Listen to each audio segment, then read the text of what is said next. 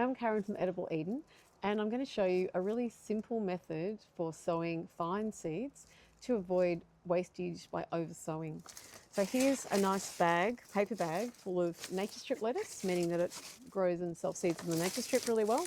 And I let some drop on the ground, and the rest of it I put upside down in this paper bag to dry. And I can delve down to the bottom of that and reach in and get some of these lovely fine dark seeds with some of the fluffy frass as well. So we pop those into a little lid, and then the other lid has a bit of water in it. Now I just dip, I've got my prepared seed raising mix.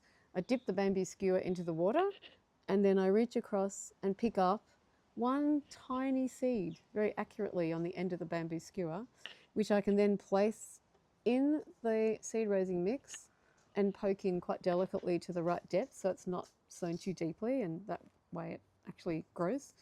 And I can repeat that at the right spacing. Instead of sowing a sprinkle of seeds, which means you use much more seed, the water on the end of the skewer means you can pick up the seed, deposit it really nicely, then you get rid of the extra seed raising mix.